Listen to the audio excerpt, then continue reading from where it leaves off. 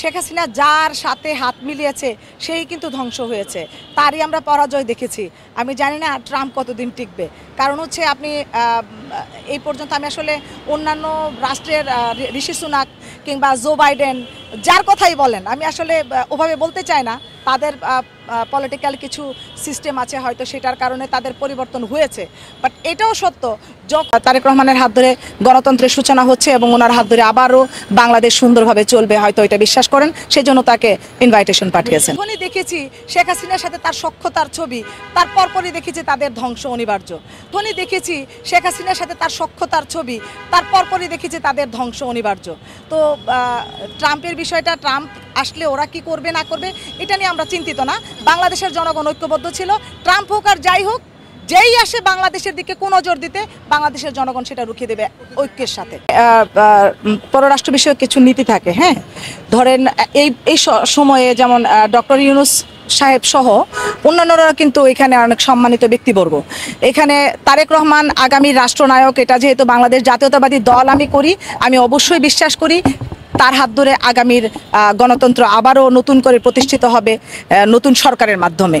তো সেই ক্ষেত্রে ট্রাম্পের পক্ষ থেকে যেহেতু উনি এখন শক্তিশালী ক্যান্ডিডেট এবং আগামীর রাষ্ট্রনায়ক হিসেবে হয়তো বাংলাদেশের জনগণ দেখছে, তার মনে হয়েছে যে তাকে ইনভাইট করা দরকার।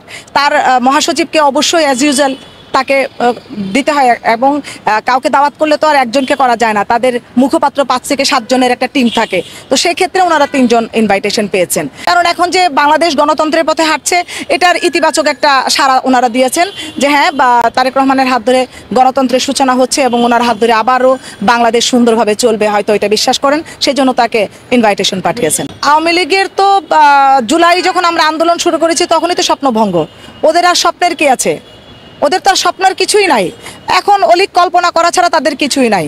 যেই দলের প্রধান নেত্রী পালিয়ে যায় রাতের আধারে, তারা আসলে কি স্বপ্ন দেখে আর কি স্বপ্ন ভাঙে এটা বাংলাদেশের জনগণ তোয়াক্কা করে না। বাংলাদেশের জনগণ এখন তরুণদের চোখে সুন্দর একটা রাষ্ট্র দেখতে চায়, আর আমরা প্রত্যেক রাজনীতিবিদ রাজনৈতিক জায়গা থেকে তাদের সেই স্বপ্ন পূরণে সদা ব্যস্ত থাকব। তারা যেভাবে চায় সেভাবে বাংলাদেশকে গঠন করার প্রত্যয় ব্যক্ত করছি আমি।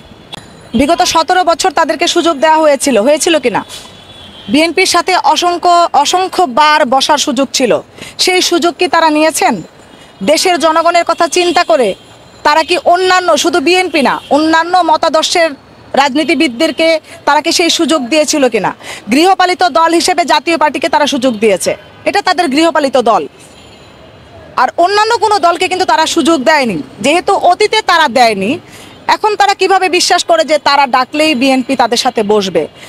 তাদেরকে বাংলাদেশের জনগণ ঝেঁটিয়ে বিদায় করেছে, বাংলাদেশের জনগণ তাদেরকে প্রত্যাখ্যান করেছে। অলরেডি আপনারা জানেন যে ছাত্রলীগ নিষিদ্ধ, আওয়ামী লীগ নিষিদ্ধের পথে। একটা নিষিদ্ধ দলের কেউ কিছু বললো এটা আমরা আমলে নিব, তাদের সাথে আমরা বসবো, আমরা মোটেও সেইটা ভাবি না। বরং বাংলাদেশের যেই তরুণরা, যাদের রক্তের বিনিময়ে, যাদের আত্মত্যাগের বিনিময়ে, যাদের আন্দোলনের ফলে আমরা সুন্দর বাংলাদেশ পেয়েছি, আমরা তাদের মতামতকে প্রাধান্য দেব। অন্য কে কি বললো আসলে তাদেরকে প্রাধান্য দেওয়ার কিছু নাই। আর আমি দেখলাম যে আওয়ামী লীগের অনেক মুখপাত্র এখন বিএনপিকে জড়িয়ে কথা বলছে, বোঝাতে চাচ্ছে যে আওয়ামী লীগ বিএনপি আওয়ামী লীগকে সাপোর্ট দিবে, এই ধরনের একটা প্রত্যাশা। এটা করে আলটিমেটলি কি করছে? আমাদের সাথে তরুণদের একটা বিভেদ সৃষ্টি করার চেষ্টা, যেটা অতীতে আওয়ামী লীগ করেছে এবং সফল হয়েছে, বহুবার তারা হয়েছে। এবারও তারা চেষ্টা করছে যে বিএনপিকে কিভাবে কালার করা যায়, কিভাবে বোঝানো যায় যে আওয়ামী লীগ আর বিএনপি একই জিনিস। একটা জিনিস বুঝতে হবে, আওয়ামী লীগের জন্ম জেলখানায় বসে, আর বিএনপির জন্ম শহীদ প্রেসিডেন্ট জিয়াউর রহমানের হাতে, সরাসরি অস্ত্রে যুদ্ধ করে, সরাসরি ঘোষণার মাধ্যমে। জিয়াউর রহমান যেই ত্যাগ স্বীকার করেছেন সেই ত্যাগ আওয়ামী লীগের কারণ নাই।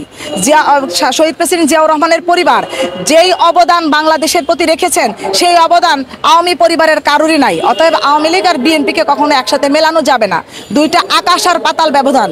যদি ওরকমই হতো তাহলে দেশনেত্রী বেগম খালেদা জিয়া প্রধানমন্ত্রী হতেন তাকে গৃহবন্দী হইতে হতো না, তাকে এত নির্যাতন সহ্য করতে হতো না।